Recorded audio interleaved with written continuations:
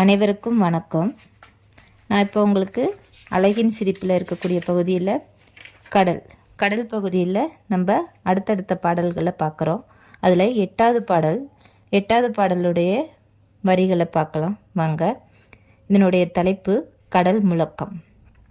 கடல் நீரும் நீலவானும் கைகோர்க்கும் அதனிருக்கும் இடையிலே கிடக்கும் வெள்ளம் எழில்வீணை அவ்வீணை மேல் அடிக்கின்ற காற்றோ வீணை நரம்பினை அசைத்து இன்பத்தை வடிக்கின்ற புலவன் தம்பி வான்கடல் பண்பாடல் கேள்.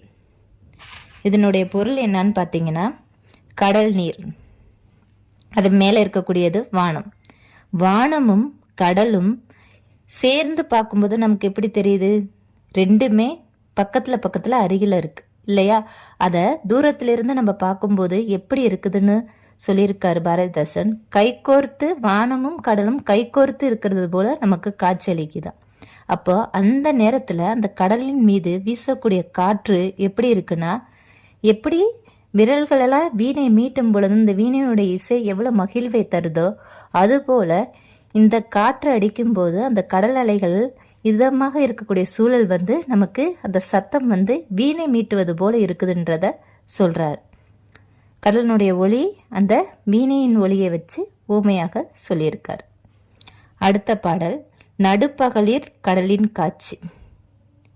பாடல் செங்கதிர் உச்சி ஏறி செந்தணல் வீசுதல் பார் புலங்கிய மக்கள் தம்மை குளிர்காற்றால் புதுமை செய்து முழங்கிற்ற கடல் இவ்வணை முழுவதும் வாழ்விற் செம்மை வழங்கிற்று கடல் நற்செல்வம் வளர்க்கின்ற கடல் பார் தம்பி.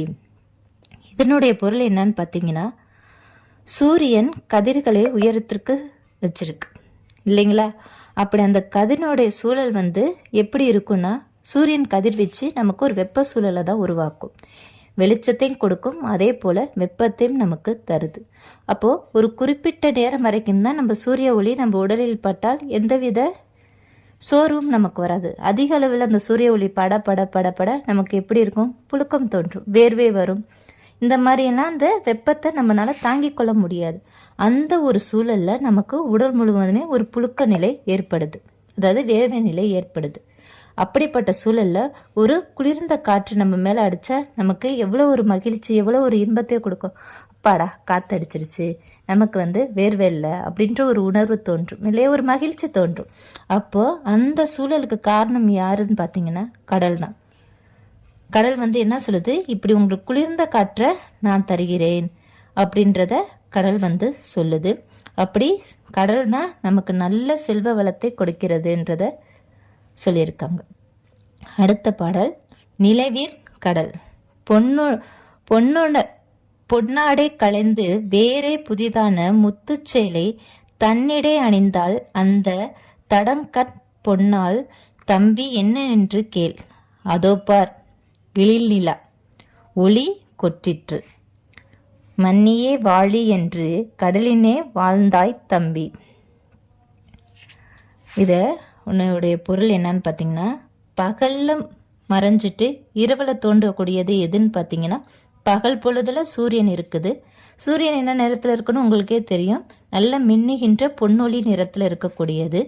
அப்படிப்பட்ட மஞ்சள் நிறத்தை உடைய தன்னுடைய ஆடைகளை களைந்து புதியதாக ஒரு ஆடையை அணிகிறது இரவு நேரத்தில். அது என்ன ஆடைன்னு பார்த்தீங்கன்னா, முத்தாக இருக்கக்கூடிய அந்த சேலையை அணிஞ்சுக்கிட்டு இரவில் வரக்கூடியவள் யார் அந்த பெண் அப்படின்னு பார்த்தீங்கன்னா, அதுதான் அழகிய ஒளியை கொடுக்கக்கூடிய நிலவு என்று சொல்லியிருக்கார்.